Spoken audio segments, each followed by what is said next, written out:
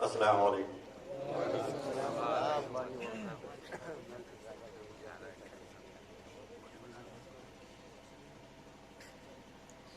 نحمده ونصلي على رسول الكريم، أما بعد. أعوذ بالله من الشيطان الرجيم، بسم الله الرحمن الرحيم. قال الله تعالى في القرآن المجيد والفرقان الحميد: لله المثل الأعلى. صدق الله العظيم وبلغنا رسوله النبي الأمين المكين الكريم، ونحن على ذلك لمن الشاهدين والشاكرين، والحمد لله رب العالمين. إن الله وملائكته يصلون على النبي يا أيها الذين آمنوا صلوا عليه وسلموا تسليما. اللهم صل على سيدنا شفيعنا حبيبنا ومولانا محمد بارك وسلم. صلوا عليه صلاة وسلاما عليك يا رسول الله صلی اللہ علیہ وسلم. معزز سامعین، آپ کے دیار میں بارہا میرا آنا ہوتا رہا ہے. دلچسپ بات یہ ہے کہ تقریباً 2500 سال گزر گئے، لیکن آج جا کر استاد محترم حافظ قاری ممشاد صاحب مجھے اس لائق سمجھا کہ ان کے مدرسے کے صحن میں بھی خطاب کروں. حالانکہ 12 ملاقاتیں ہوتی رہتی ہیں اور یہ ذر نوازی ہے. میں تحدیث نعمت کے طور پر یہ اعتراف کرتا ہوں کہ جب ابتدائی تعلیم میں نے شروع کی تھی اس لائن میں تو بہت خود ذہن تھا، اور آج بھی مجھے بہت ساری چیزیں یاد نہیں رہ پاتی ہیں. تو حضرت کے درسگاہ میں حفظ کر رہا تھا، لیکن خدا کی بنا جو ان کی شاگردی کسی کو ملی، اتنی ضرب کاری کرتے ہیں اور الحمدللہ ان کے شاگرد بڑی حد تک کامیاب ہیں. انیس صاحب ان کے بھائی ہیں، لیکن آج بھی جب انیس سے بات ہوتی ہے تو ان ڈنڈوں کا ذکر ہوتا ہے، ان لات اور دھنسوں کا جب ذکر ہوتا ہے تو بالکل اب پوچھیے بات. ابھی کچھ دن پہلے میں یہاں پہ آیا تھا، حضرت بڑے جلالانہ انداز میں درسگاہ سنبھالتے تھے. ایک دفعہ مجھے نئے ڈنڈے بھی استعمال کیا کرتے تھے. ایک دفعہ کوڑے کا استعمال کیا، مجھے مارا تو میں اٹھا اور سرپٹا سے بالکل بیابان میں بھاگا. پھر مجھے بڑی پیار سے بلایا گھر سے. میں حاضر ہوا تو کہا کہ آپ حفظ مت کرو، آپ چلو درس نظامیہ پڑھو. اور درس نظامیہ اس وقت مدرسے میں عالمیت کی پڑھائی نہیں ہوتی تھی، اور غالباً میرے ہی لیے مولانا ممتاز صاحب کی تقرری آپ نے کی تھی. اور خطابت کے لیے پہلی تقریر حضرت نے خود لکھ کر دی تھی. انہی کی لکھی ہوئی تقریر دلدار نگر کے اسٹیج پر پہلی دفعہ بولنے کا موقع ملا، اور آج الحمدللہ حالات ایسے ہیں، اللہ کا فضل ہے کہ ہزاروں لاکھوں کی تعداد میں قوت گویائی پر کوئی انگشت نمائی نہیں کر پاتا. آج اس صحن میں آیا، میں کوشش کروں گا کہ میں ان کے معیار پر کھرا اتروں اور میں مجمع کے خاص پہلوان صاحب سامنے بیٹھے ہوئے ہیں، خورشید بھائی، میں ان کا چہرہ دیکھوں گا اور میں پکڑ لوں گا کہ اب کتنی دیر میں اس کو تقریر کرنی ہے۔ اس سے قبل دروازے پہ بیٹھا ہوا کچھ ایسی باتیں آئی ہیں۔ ابھی حافظ و قاری صاحب کے فرزند ارجمند جو نقیب کی حیثیت سے اسٹیج پہ سنبھالے ہوئے ہیں، خدا تعالی زور بیان میں اور قوت عطا فرمائے۔ اس عمر کا بندہ جو ہے بڑے اسٹیجوں کو سنبھال نہیں پائے گا، لیکن میں الحمدللہ میں محسوس کر رہا ہوں کہ بڑے بڑے کانفرنس کا بھی یہ نظامت کر سکتے ہیں اور فکر بڑی بلند ہے، نقطہ بھی بہت ہی چن کر کے نادر قسم کے نکالتے ہیں۔ میں امید کرتا ہوں کہ اس جلسے جلوس کی دنیا میں ایک باوقار ناظم کی حیثیت سے چترکونی کی سرزمین سے ایک شخصیت کی پہچان بننے والی ہے۔ خدا تعالی ہمارے اور آپ کی اس حاضری کو قبول فرما لے۔ جیسا کہ ناظم نے کہا، حماد نے کہا کہ لوگ اس طرح کی محفلوں پر اعتراضات کرتے ہیں۔ اعتراض وہی لوگ کرتے ہیں جن کے پاس علم نہیں ہوتا۔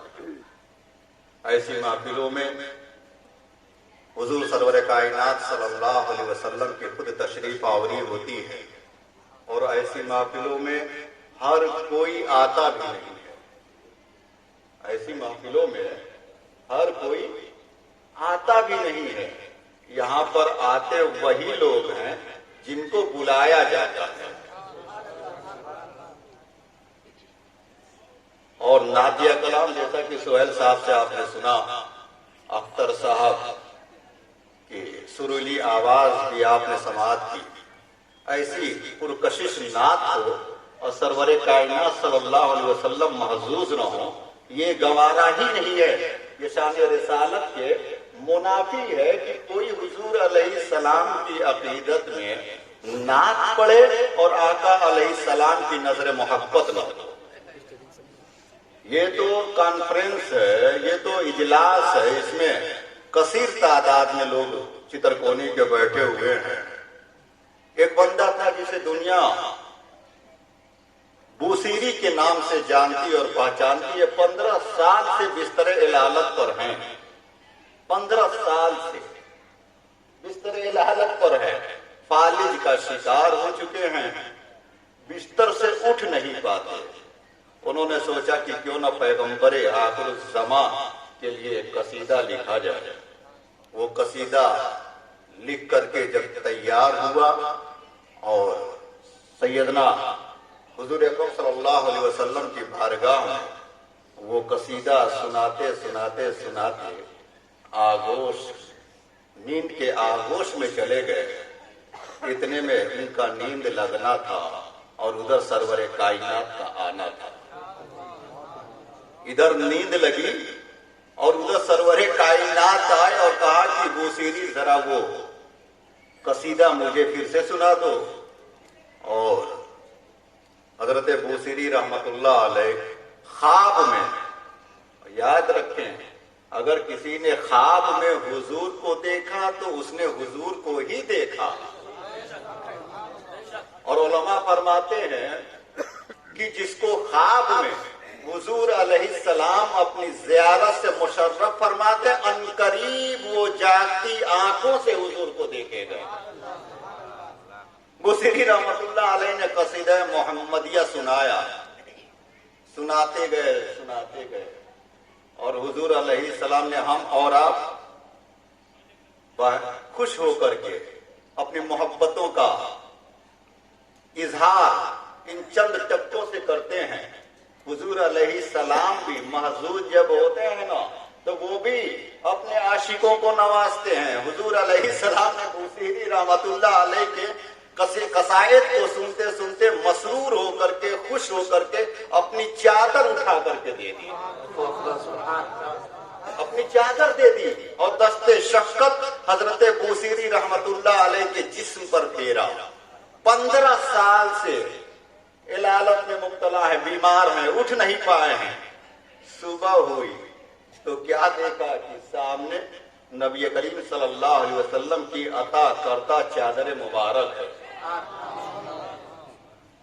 سیدنا بوصیری رحمت اللہ علیہ اٹھنا چاہے، کوشش کیا کہ اٹھ کر بیٹھوں، کوشش کیا اور اٹھ کر کے بیٹھ گئے۔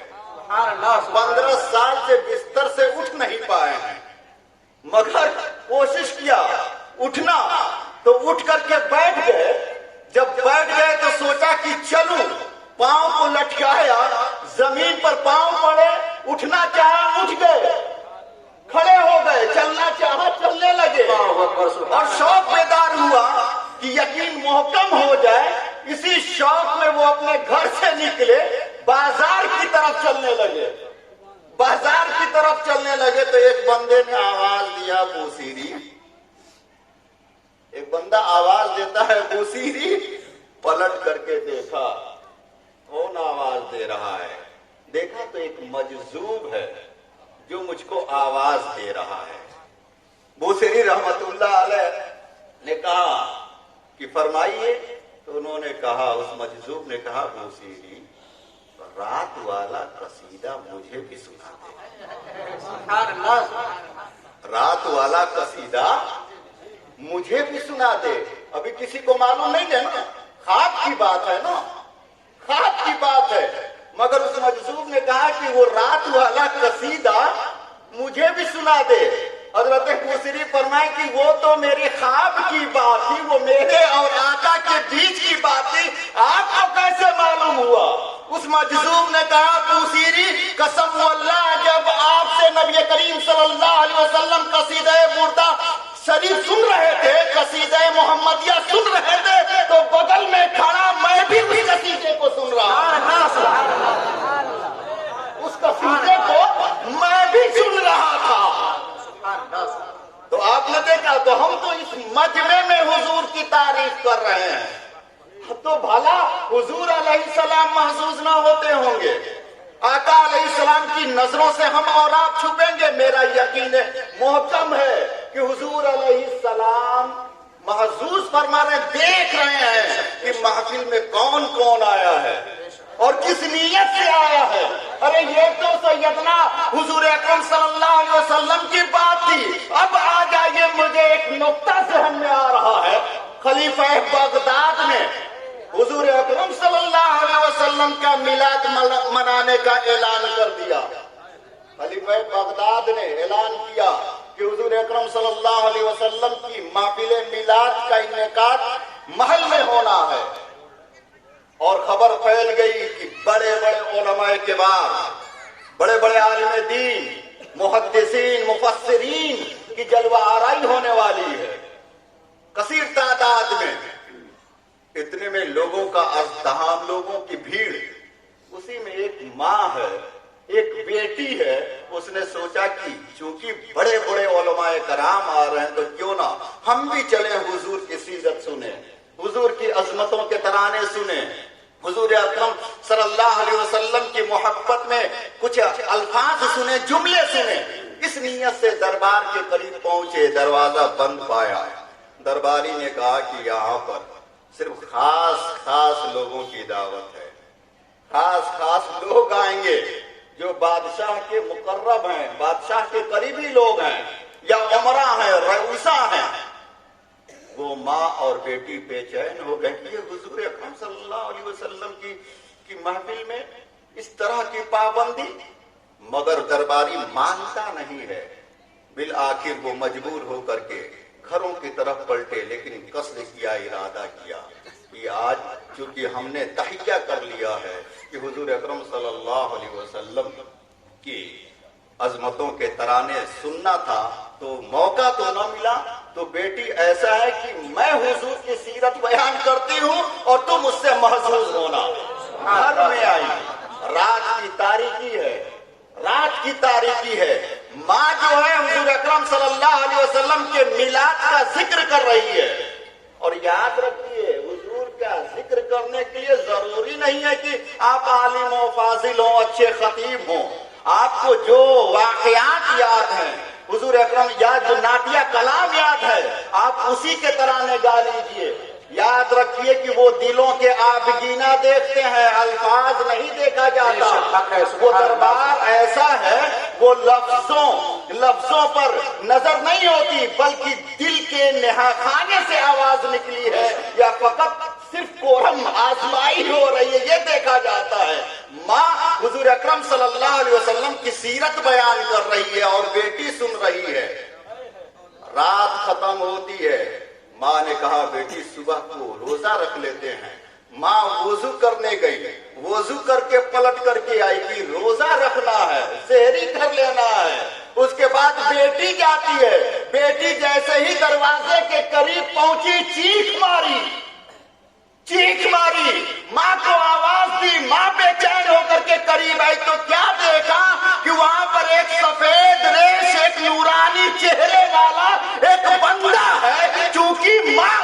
چونکہ ماں اس کی مریدہ تھی جس کی آج یہ محفل ہے. سیدنا غوث اعظم مثال کر چکے تھے. ماں نے پہچان لیا کہ یہ ہمارے شیخ ہیں اور یہ کوئی عام آدمی نہیں ہے, یہ سیدنا غوث اعظم ہے.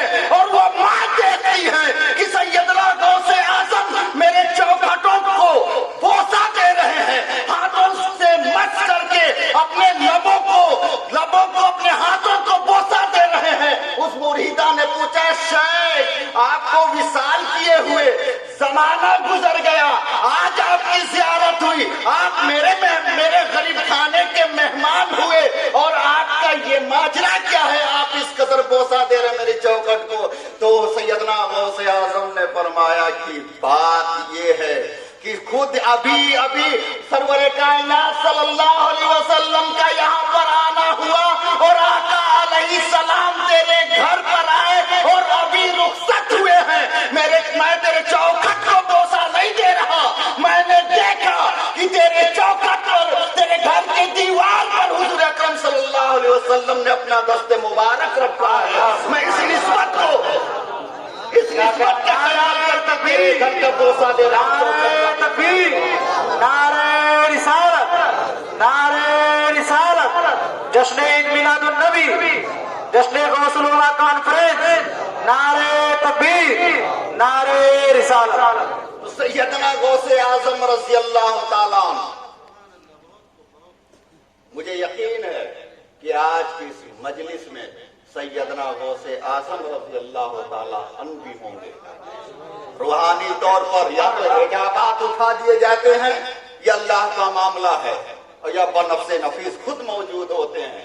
اور ایک اور لطیف بات کہ میں نے ایک جملہ کہا کہ یہاں کوئی اپنے اختیار سے نہیں آتا اسی محفلوں میں, کوئی نہیں آتا اسی محفلوں میں, ورنہ بہت سارے لوگ ہیں, جدھر کونی میں بہت لوگ ہوں گے, لیکن ہر ایک کو توفیق تو ہوئی نہیں نا.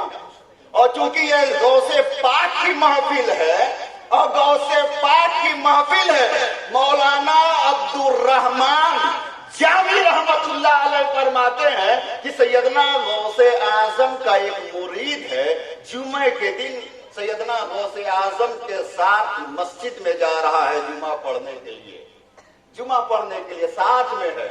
مگر سیدنا غوث اعظم رضی اللہ تعالیٰ عنہ جب راستہ میں چلا کرتے تو لوگوں کی بھیڑ اکٹھا ہو جاتی. آج دیکھا اس مرید کو خیال ہوا کہ آج معاملہ کیا ہے کہ آج سیدنا غوث اعظم کو کوئی سلام کرنے کے لیے بھی نہیں آ رہا ہے. حالانکہ مرکز کائنات کے اس وقت ولایت کے آفتاب ہیں سیدنا غوث اعظم. خود سیدنا غوث اعظم فرماتے ہیں کہ میری ولایت کا سورج جو بلند ہوا ہے تا قیامت یہ بلندی حاصل رہے گی. یہ قول ہے سیدنا غوث اعظم کے. لوگوں کا استحام ہوتا مگر مرید کے دل میں خیال آتا ہے کہ آج لوگ سلام کرنے کے لیے بھی نہیں آتے. اتنا اس کے دل میں خیال آنا تھا. سیدنا غوث اعظم کی نظر اس مرید کی طرف پڑی, ادھر نظر پڑنی تھی اور ان کے لبوں پر مسکان آنی تھی. اٹینڈم لوگوں کی بھیڑ آنی شروع ہو گئی अटेंडम, लोगों की भीड़ इधर उधर से इकट्ठा हो गई और वो मुरीद सैयदना गौसे आजम की नजरों से बहुत दूर चला गया। इतना दूर चला गया कि अब परेशान हो गया कि वही अच्छा था कि सैयदना गौसे आजम तन्हा थे, मगर इतना ही ख्याल आना था। सैयदना गौसे आजम फिर मुस्कुराए और उस मुरीद की तरफ नजर फरमाई और इधर नजर करना था। अटेंडम फिर दोबारा भीड़ छटनी शुरू हो गई और वो पूरे मुरीद करीब आ गया।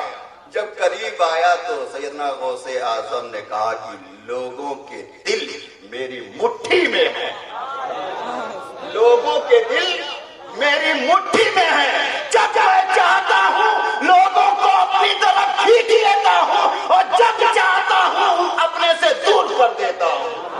तो इस महफिल में जितने लोग आए हैं, मेरा यकीन और ये काम बोलता है, ये फैजान है सैयदना गौसे आजम। यहाँ पर कोई अपने आप नहीं आया है, यहाँ पर कोई नहीं अपने आप आया है, यहाँ पर बुलाया गया है और जैसी नीयत वैसी बरकत। ये मामला बिल्कुल अजीब है। अगर आपने रिश्तेदारी निभानी होगी तो रिश्तेदारी निभ जाएगी, हजरत मसरूर हो जाएंगे। दियादी पट्टी की बात होगी, निभ जाएगी। लेकिन ये मामला अल्लाह का होता है, अल्लाह का होता है। और जहां मामला अल्लाह का होता है तो अल्लाह रब्बुल इज्जत से किसके दिल, किसके दिमाग, किसकी फिक्र पोशीदा है, सब कुछ जानता है। हम इबादत और रियाजत करते हैं, हम रोजाना नवाफिल पढ़ते हैं, नमाजें पढ़ते हैं, लेकिन हमारी 4 रकात नमाज जो होती है वो हमको बदल नहीं पाती। मगर यही 4 रकात नमाजें औलिया और सालिहीन पढ़ते हैं तो उनके मरातिब बुलंद हो जाया करते हैं। और याद रखिए कि सैयदना गौसे आजम रज़ियल्लाहु ताला अन्हु, हम बड़े खुशकिस्मत हैं कि हमको सैयदना गौसे आजम की तरह वली मिला है। ये नबी जो होते हैं, एक नुक्ता हजरत बयान कर दूं, नबी जितने भी अंबिया और रसूलान एज़ाम हैं, ये सब अल्लाह की वहदानियत पर दलील हुआ करते हैं।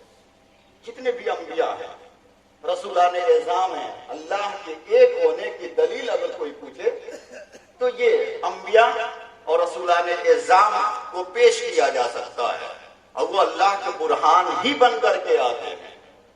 इसी तरह औलियाए एज़ाम जो होते हैं, औलिया अल्लाह जो होते हैं, ये नबियों के लिए दलील हुआ करते हैं।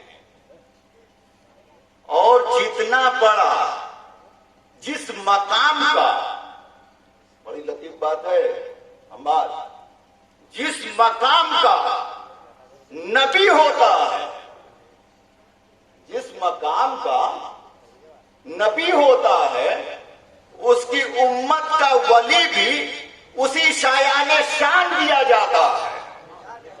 लतीफ नुक्ता दे रहा हूं, जैसा नबी होता है उसकी उम्मत का वली भी बिल्कुल उसकी शायाने शान होता है। और कुर्बान जाइए, जिस तरह से आदम अलैहिस्सलाम से लेकर ईसा अलैहिस्सलाम तक किसी नबी और किसी रसूल को इस उम्मत मोहम्मदिया की तरफ उम्मत न दी गई, नहीं दी गई, बिल्कुल वैसे ही किसी उम्मत को हमारे पैगंबर की तरह कोई नबी नहीं दिया गया। किसी भी उम्मत को 1,24,000 पैगंबर आए, मगर किसी को भी, क्योंकि कोई नबी कोई रसूल मुहम्मदुर रसूलुल्लाह ना हुआ, कोई नबी कोई रसूल हमारे मोहम्मद जैसा ना हुआ सल्लल्लाहु अलैहि वसल्लम।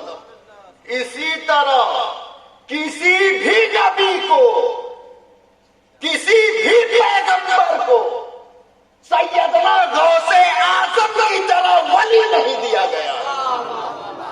वली बहुत हुए, वली तो تو بہت ہوئے. حضرت سلیمان علیہ السلام نے کہا تھا کہ بلقیس کا تخت لانے کو، تو درباریوں نے کہا کہ آپ یہاں سے اٹھیے. آپ اٹھیں گے مجلس برخاست ہوگی اور مہینوں کی مسافت پر جو بلقیس کا تخت ہے وہ لا کر کے میں حاضر کر دوں گا. ایک جن نے کہا.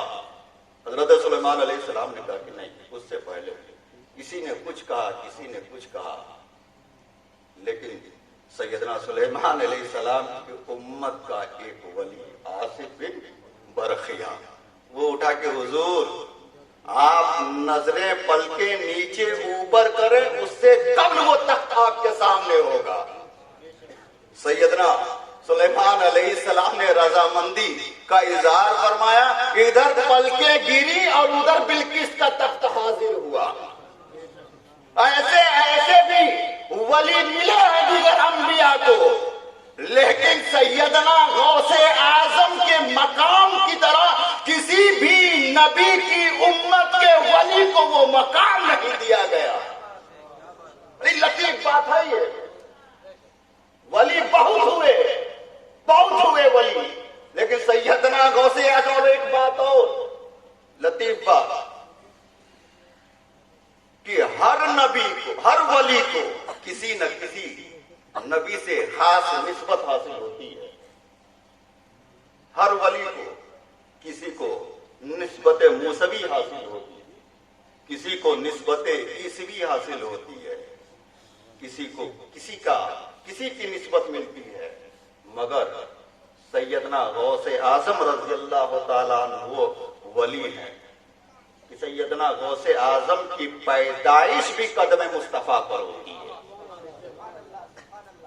قدم مصطفیٰ پر ہوتی ہے. اور دیگر اولیاء دھیرے دھیرے مدارج طے کرتے ہیں، دھیرے دھیرے سیڑھیاں چڑھ کر کے ولایت کی بلند سے بلند منزلوں پر فائز ہوتے ہیں. لیکن سیدنا غوث اعظم کی ولادت بھی نسبت محمدی صلی اللہ علیہ وسلم پر ہوتی ہے. اور ایک اور لطیف بات ایک نقطہ دے دوں کہ دنیا میں دو ہی کانفرنس تو ہوئی ہے، ایک عالم ارواح میں اور ایک اس روئے زمین پر. دو ہی کانفرنس ہوئی ہے. وَإِذْ أَخَذَ اللَّهُ مِيثَاقَ النَّبِيِّينَ لَمَا آتَيْتُكُمْ. یاد رکھنا، اللہ رب العزت نے تمام انبیاء کی ارواحوں کو اکٹھا فرمایا اور کہا کہ دیکھو میں اپنا نبی اور پیغمبر بھیجوں گا کتاب اور حکمت کے ساتھ، تو ایسا کرو تم ان پر ایمان لانا اور ان کی مدد کرنا. تو تمام انبیاء کی ارواحوں نے کہا کہ باری تعالیٰ ہم ایمان لائیں گے، ان کی مدد بھی کریں گے، ان کی مدد بھی کریں گے. ابھی وہ شک میں ہیں کہ یہ نبی آخر الزمان ہے کون. کتنے میں حضور نبی کریم صلی اللہ علیہ وسلم کا جلوہ رونما ہوا. تمام انبیاء کے ارواحوں نے کہا باری تعالیٰ یہ کس کا نور ہے جو ہم کو ڈھانپے جا رہا ہے. نبی آخر الزمان صلی اللہ علیہ وسلم کا وہ نور تھا. اللہ رب العزت نے کہا یہ نبی آخر الزمان یہ میرے پیغمبر کی روح ہے. مختصر لفظوں میں پیغمبر کی روح ہے، میرے نبی آخر میرے محبوب ہیں، تم کو انہی پر ایمان لانا، ان کی مدد کرنا ہے. تمام انبیاء کی ارواحوں نے اس بات میں سر ہلایا. اور کیا پتا حضرت، کیا پتا کہ آقا حضور علیہ السلام پر ایمان لانے کے لیے اللہ رب العزت نے انبیاء کی ارواحوں سے ہاتھی اٹھوا لیا ہو. کیا پتا، اس کا ذکر نہیں ملتا ہے.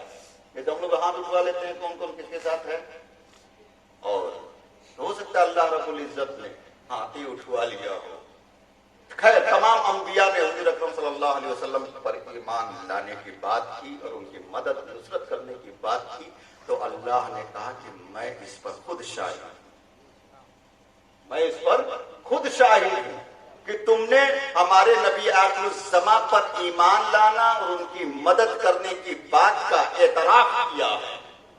ایک وہ عالم ارواح والی کانفرنس، اور اس دنیا میں سیدنا غوث اعظم کی جب بات آئی، سیدنا غوث اعظم دوران خطبہ عالم وجد میں ایک جملہ نکالتے ہیں کہ میرا یہ قدم دنیا کے تمام اولیاء کی گردنوں پر ہے. یاد رکھیں، میرا یہ قدم دنیا کے تمام اولیاء کی گردنوں پر ہے. علماء فرماتے ہیں کہ سیدنا غوث اعظم کے اس جملے کو دنیا میں موجود تمام اولیاء نے سنا، تمام اولیاء نے سنا اور اس بات میں قبول کیا، سر جھکایا. ہند کی سرزمین پر ایک ٹیلے پر سیدنا خواجہ غریب نواز رحمت اللہ علیہ مراقب کے مراقبے میں ہیں. انہوں نے کہا حضور گردن کی بات کیا، دل اور جگر پر بھی آپ کا یہ قدم ہے. تو سیدنا غوث اعظم کا مقام وہ ہے کہ جو سیدنا غوث اعظم کے قدم کو اپنی گردن پر نہ مانے وہ ولی نہیں ہو سکتا، وہ ولی نہیں ہو سکتا. اور جس کسی نے بھی سیدنا غوث اعظم رضی اللہ تعالیٰ عنہ کے غوث ہونے کا انکار کیا، اگر کسی نے سیدنا غوث اعظم رضی اللہ تعالیٰ عنہ کی شان میں گستاخی کی، اس کی ولایت سلب کر لی گئی، اس کی ولایت زائل کر دی گئی. جس طرح سے حضور اکرم صلی اللہ علیہ وسلم کی شان میں گستاخی کرنے والا ایماندار نہیں ہو سکتا، صاحب ایمان نہیں ہو سکتا، اسی طرح سیدنا غوث اعظم رضی اللہ تعالیٰ عنہ کی غوثیت کا جو قائل نہ ہو وہ کبھی ولی نہیں ہو سکتا.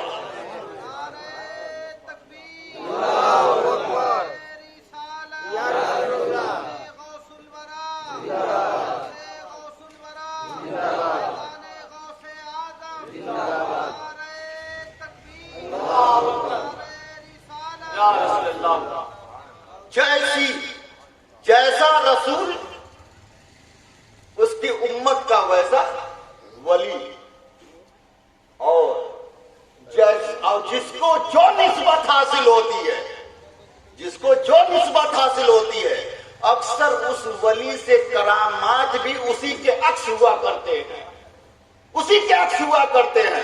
کسی کو نسبت موسوی حاصل ہے تو وہ اس ولی کے بارے میں مشہور ہو جاتا ہے کہ بہت جلال والے ولی ہیں، مشہور ہو جاتا ہے. جس کو جو نسبت ہوتی ہے اس کی ذات سے ویسے ہی کرامتوں کا ظہور بھی ہوتا ہے. اور یاد رکھیں کرامتوں کا منکر جو ہے وہ قرآن کا منکر ہے، اور جو قرآن کا منکر ہوگا وہ مسلمان نہیں ہو سکتا. سیدنا غوث اعظم رضی اللہ تعالیٰ کو نسبت محمدی حاصل ہے، تو جس طرح سے حضور علیہ السلام کے معجزات کو آپ احاطہ نہیں کر سکتے، گن نہیں سکتے، اسی طرح سیدنا غوث اعظم کے کرامات کو بھی آپ گن نہیں سکتے. کثیر الجہاد کرامات، کثیر الجہاد. سیدنا غوث اعظم کی کرامتوں کی اگر اور آج کل تو لوگ سیدنا غوث اعظم کو بس کرامتوں کے حوالے سے ہی جانتے ہیں، اور لوگوں نے بھی یہی سمجھ رکھا ہے کہ جس سے کرامت کا ظہور نہ ہو ولی نہیں ہو سکتا. کرامت اور ولایت یہ دو مترادف چیزیں ہیں. کوئی ضروری نہیں کہ جو ولی ہو اس سے کرامتوں کا ظہور بھی ہو. میرا فکر یہ کہتا ہے، حضرت حقیق وارثی رحمت اللہ علیہ اپنے زمانے کے ولی، کرامتوں کے لیے ولی ہونے کے لیے صرف یہ ہے کہ شریعت کا وہ متحمل ہو، شریعت پر وہ عمل پیرا ہو، اور اس سے کوئی ایسی بات سرزد نہ ہو جو اسلام کی روح کے منافی ہو تو وہ ولی ہے. لیکن ہم لوگ صرف کرامت، جس سے کرامت کا ظہور ہوگا اسی کو ولی مانتے ہیں. ایسا بالکل نہیں ہے، بالکل نہیں ہے. اور کرامتوں کی بات کر لی جائے، حضرت ابن تیمیہ جس کے بہت سارے وہ لوگ جو کہتے ہیں کہ ہم غیر مقلد ہیں، ہم کسی کی تقلید نہیں کرتے، وہ بھی ابن تیمیہ کی تقلید کرتے ہیں. ابن تیمیہ جیسا آدمی کہتا ہے کہ سیدنا غوث اعظم رضی اللہ تعالی عنہ کی ولادت بے شمار ہیں، ان کو شمار نہیں کیا جا سکتا. سیدنا غوث اعظم تقریر کر رہے ہیں، دوران تقریر فضاؤں میں ایک آواز گونجی، فضاؤں میں ایک آواز گونجی سیدنا غوث اعظم. اور ایک بات اور کہ سیدنا غوث ہم تقریر کرتے ہیں تو کیا صحت پر اثر پڑتا ہے؟ آپ کے اخلاق میں اطوار میں کچھ تبدیلی نہیں آتی، اس وجہ سے کہ ہم بھی زبان ہی کا استعمال کرتے ہیں اور آپ ہی اوپر اوپر کان سے سن لیتے ہیں، نہ ادھر سے کچھ اثر ہوتا ہے اور نہ ادھر سے کچھ اثر لیا جاتا ہے۔ لیکن سیدنا غوث اعظم رضی اللہ تعالیٰ عنہ کا معاملہ یہ تھا کہ سیدنا غوث اعظم کے مجمع میں 70 ہزار لوگ حاضر ہوا کرتے اور روزانہ کا یہ معمول تھا۔ اور کیوں معمول تھا؟ وہ اس وجہ سے تھا کہ حضور اکرم صلی اللہ علیہ وسلم خواب میں آئے، اور ایک روایت کے مطابق سیدنا غوث اعظم فرماتے ہیں کہ میں حالت بیداری میں تھا کہ حضور اکرم صلی اللہ علیہ وسلم آئے اور کہا بیٹا منہ کھول، بیٹا منہ کھول۔ حضور اکرم صلی اللہ علیہ وسلم نے اپنا لعاب دہن میرے منہ میں 7 دفعہ ڈالا، پھر مولا علی آئے، منہ کھول، میں نے منہ کھولا، سیدنا مولا علی نے 6 مرتبہ لعاب دہن ڈالا۔ آقا علیہ السلام، اور دوسری روایت کے مطابق آقا رضی اللہ تعالیٰ نے ارشاد فرمایا کہ تم واعظ کیا کرو، تم نصیحت تقریر کیا کرو۔ سیدنا غوث اعظم فرماتے ہیں کہ میں اجمی ہوں، اور یہ عربیوں کے بیچ میں تقریر کرنا، حضور اکرم صلی اللہ علیہ وسلم نے فرمایا کہ تو تقریر کیا کر، اور اسی دن سے سیدنا غوث اعظم تقریر کرتے۔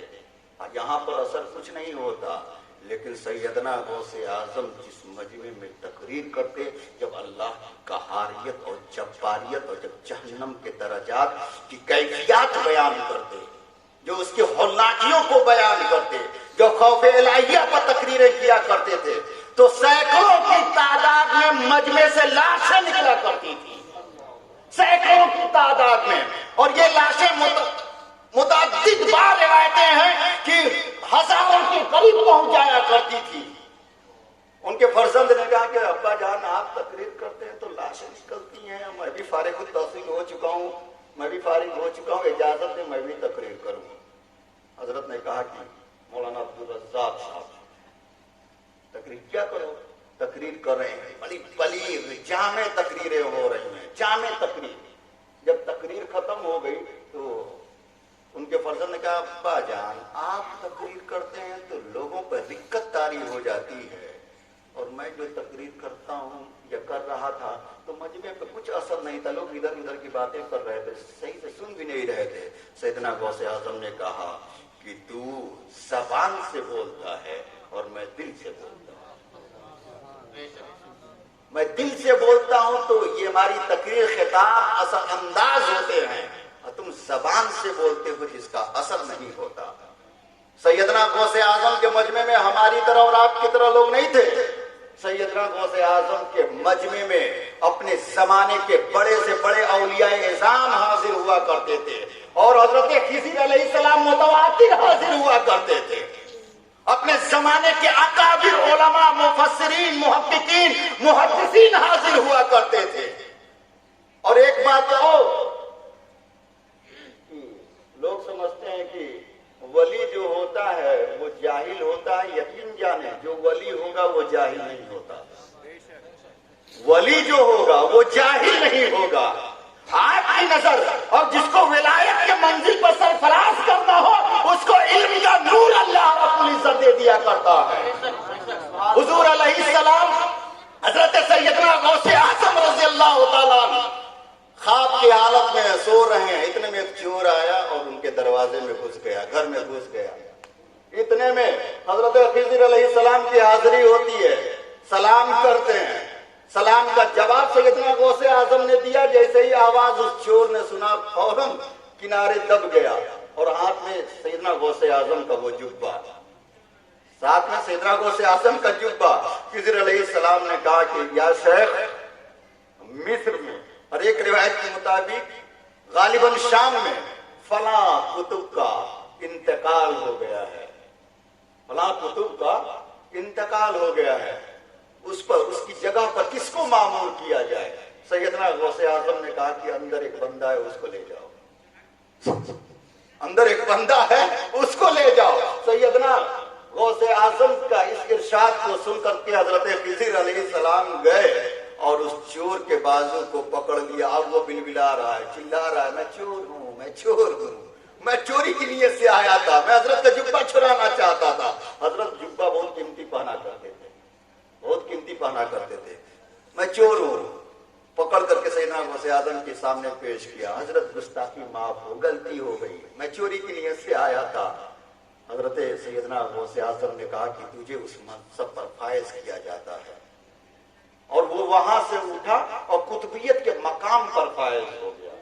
हजरत गौसे पाक सिर्फ वली नहीं थे, वली गर भी थे। सिर्फ वली नहीं थे, वली गर भी थे। सैयदना गौसे आजम खिताब कर रहे हैं, फिजाओं में कुछ डिस्टर्ब हुआ, मजमा मुंतशिर हुआ, इधर उधर देखने लगा। तो सैयदना गौसे आजम ने खिताब के दौरान कहा कि मालकी क़तअल्लाहु यनहुके, अरे तू क्या है, तेरा सर कलम हो जाए। तू क्या है, तेरा सर कलम हो जाए।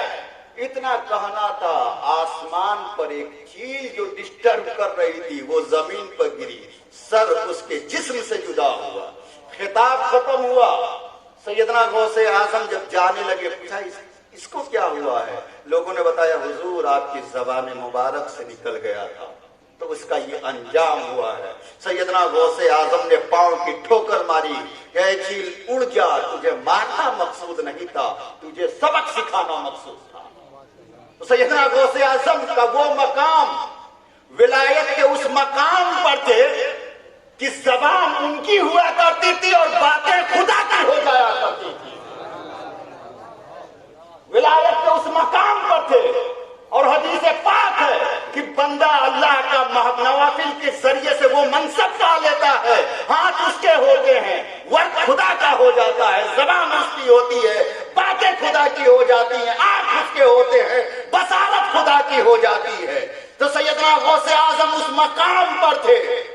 सैयदना गौसे आजम तहरीर फरमा रहे हैं, इतने में ऊपर से मिट्टी गिरी, एक दफा गिरी, दो दफा गिरी। सैयदना गौसे आजम की नजर ऊपर गई, चूहा गिरा और मर गया। वो जलालत थी सैयदना गौसे आजम की। आपको ये सारी बातें चूंकि हम नहीं समझ सकते, हम तो तसव्वुफ के बारे में जानते नहीं, हम विलायत के बारे में क्या जानते हैं, हम महसूस नहीं कर सकते। हम करामतों को भी बस सरसरी तौर पर ले लिया करते हैं, और आज तो करामतों को लेकर के तजाद पैदा है ना। लेकिन ये तजाद हजरत, ये तजाद आज से आप 100 साल 200 साल पहले जाएंगे, करामतों को लेकर के कहीं भी तजाद नहीं पाया जाता, कहीं भी तजाद नहीं पाया जाता। और मैं एक लतीफ बात नोट कर दूं, और एक दलील के लिए अगर उन्हीं की बातों को कोड कर दिया जाए तो बात बड़ी मुस्तहकम हो जाया करती है, बड़ी मुस्तहकम हो जाएगी। टाइम बताइएगा, तो मेरी तबीयत है कि रात की खत्म हो सकती है। हजरते बात मुस्तहकम मुदल्लल करते हैं और बात खत्म करते हैं। मौलाना अशरफ अली थानवी का आपने नाम सुना है? नाम सुना होगा। और बड़ी दिलचस्प बात यह है कि जो उनके मोतकीद हैं वो भी उन पर एतकाद नहीं रखते। जो उनके मोतकीद हैं वो भी एतराज़ उनकी बातों से, उनकी लिखी हुई तहरीरों से बगावत करते हुए नजर आते हैं। मौलाना अशरफ अली थानवी, अशरफुस सवानेह, ये उनकी किताब है, उसमें वो नोट करते हैं। ये मेरी बात नहीं है, ये उनकी बात है। अगर किसी को दलील मांगना हो तो मैं बस इतना कर दूंगा, भाई मैं बस तकरीर कर रहा था, मैं उनकी बातों को पेश कर दिया हूं। अशरफुस सवानेह, वो अशरफुस सवानेह में लिखते हैं कि मैंने ख्वाब देखा। अच्छा, ये लोग ख्वाब भी बहुत देखते हैं, ख्वाबों की बारात। उन्होंने कहा कि मैंने ख्वाब देखा, और ख्वाब में क्या देखा? मैंने देखा कि मेरे पीरो मुर्शिद हाजी इमदादुल्लाह मुहाजिर मक्की रहमतुल्लाह अलैह। हाजी, अच्छा बड़ी दिलचस्प बात ये, हाजी इमदादुल्लाह मुहाजिर मक्की रहमतुल्लाह अलैह कि आप कुतुब को पढ़ जाइए, उनकी सीरत को पढ़ जाइए, कहीं पर भी आपको कुछ खुराफात नजर नहीं है। और उनके मुरीदों का ये हाल है। मैंने देखा, अशरफ अली थानवी साहब, मैंने देखा कि हाजी इमदादुल्लाह मुहाजिर मक्की रहमतुल्लाह अलैह, जिनके वो पीरो मुर्शिद हैं, कि उनकी कब्र जो है ऊपर को उठी हुई है, बुलंद है, اور وہ قبر شخص پڑ گئی ہے، کھل گئی ہے. اس کی قبر جو حاجی امداد اللہ مہاجر مکی رحمت اللہ علیہ کی کھل گئی ہے. تو میری نظر اس قبر کی در و دیوار کو پڑی تو میں نے دیکھا حاجی امداد اللہ مہاجر مکی رحمت اللہ علیہ کے قبر کی دیواروں پر لکھا ہوا تھا سگے درگاہ جینا شو چخاہی قرب ربانی. یہ مولانا نعرہ تکبیر، نعرہ تکبیر، نعرہ رسالت، یہ اپنی بات نہیں ہے، شان رسول، نعرہ تکبیر. یہ مولانا اشرف علی تھانوی صاحب کی لکھی ہوئی بات میں نوٹ کر رہا ہوں، کوٹ کر رہا ہوں.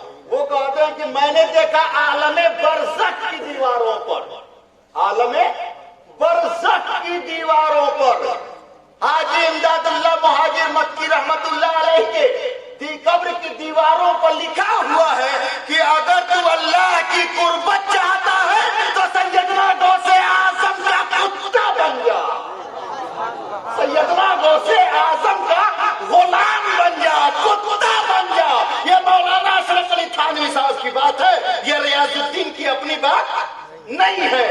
میں کہتا ہوں خدا را اپنے علماء کی کتابوں کو پڑھو، اپنے علماء کو پڑھو. اور یہ اختلافات کیوں کر ہے؟ سیدنا غوث اعظم کا ہم ذکر کریں تو تمہارے سینے میں جلن کیوں ہوتی ہے؟ ہم تو دیکھتے ہیں کہ تمہارے علماء مولانا اشرف علی تھانوی صاحب جب تقریریں کیا کرتے، حضرت جب تقریریں کیا کرتے، ایک اور نوٹ کر دو تو ہوتا کیا تھا کہ ان کے جو مریدین ہوا کرتے تھے، معتقدین ہوا کرتے تھے، وہ لکھ لیا کرتے تھے، اس کو لکھ لیا کرتے تھے کہ حضرت نے آج کیا نصیحت کی.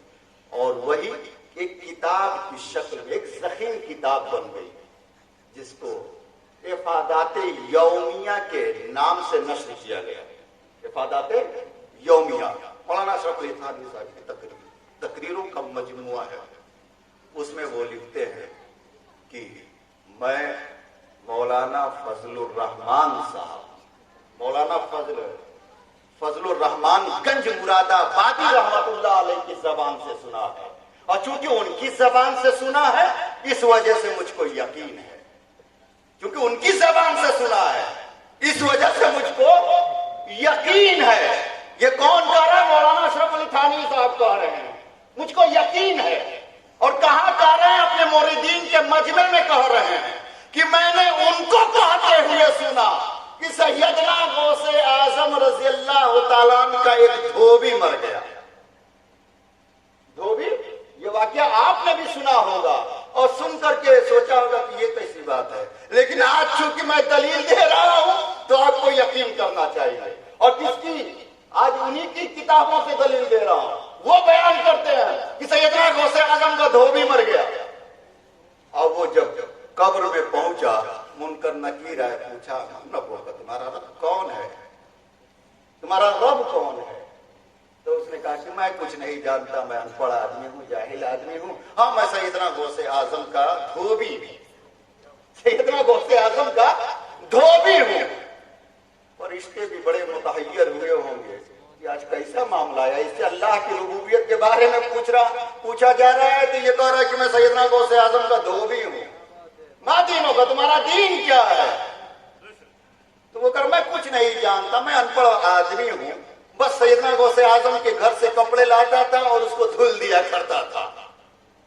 میں کنت تقول فی حق ھذا محمد صلی اللہ علیہ وسلم، آقا علیہ السلام کے بارے میں کیا کہا کرتا تھا؟ میں کوئی مان پڑھ آدمی ہوں، مجھے کچھ نہیں معلوم، بس میں ان کا دھوبی ہوں. یہ واقعہ نوٹ کیا. اور جانتے ہیں آگے کیا لکھتے ہیں؟ یہ انہی کی بات وہ خود آگے لکھتے ہیں کہ اس دھوبی کی بخشش ہو گئی. اس دھوبی کی، میری اپنی بات نہیں ہے، اس دھوبی کی بخشش ہو گئی. اور کیوں ہو گئی اس کی تشریح کرتے ہیں، مولانا اشرف علی تھانوی کو.